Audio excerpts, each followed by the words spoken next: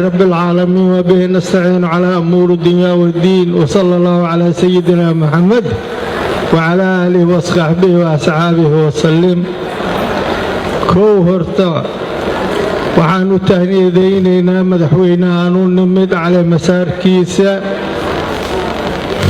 oo hay mataqaanaa doorashada ku guuleystay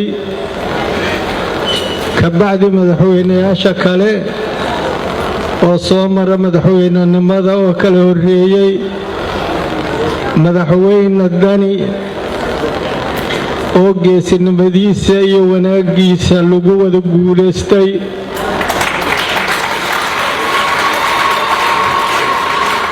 madaxda kale oo xisbiyada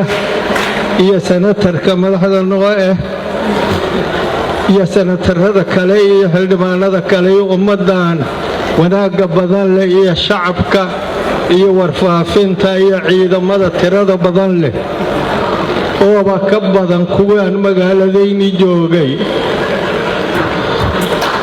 kulligood waa salaama waana u tahniyadayha سلام بعد جيد ورم فيه لكن والله وعي وحاد لو قلنا النقضي هشيس هدك بعديه ما هشيس او هدك بعديه كل من فرماجه مجره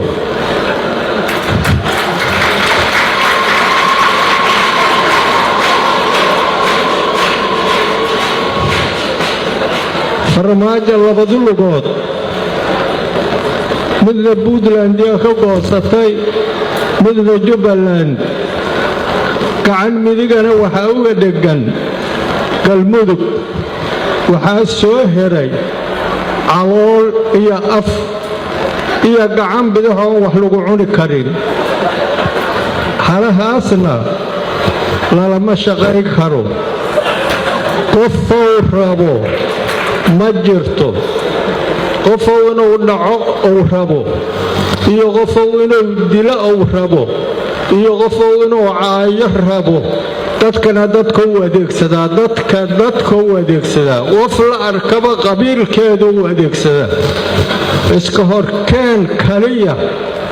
ayaa kursigiisa yaalo waa isqariyaa wuxuu iska dhigaa jinniya qofalka dhaxadlaaleey dadka inuu asaga ka dhaxadlaayo anigu waa ogna laakiin dadku waxay u qabaan in la moogyahay asagoo u qabaa dadka qaaciska yaqaaniin tumidiga yaqaaniin waxa laga tumo hadalkiya marka la arkaa heerkow yahay waxa dalka ku dheelaya la islamale eedmalehin doorashada halkan ka dhacday doorasho oo hay'ad mataqaanaa ka wanaagsan aniga ma ogi wasiirka wasaaradda arrimaha gudaha oo hadda goor leeyahay qora warqadda amarkaas oo ka imaana kii diyaaradaha lagu joojiyay amarkaas oo ka yimid qof kaligeed wax sameey karta ma jirto waxaan codsanaa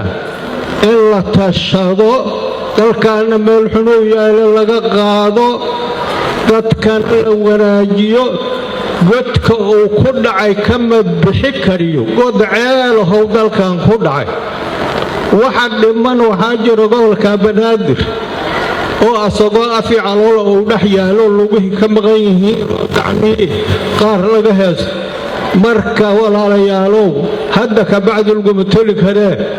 arrintaas hoosta laga riiqo waana mahadsantihiin salaamu calaykum waraxmatullaahi wabarakaatuh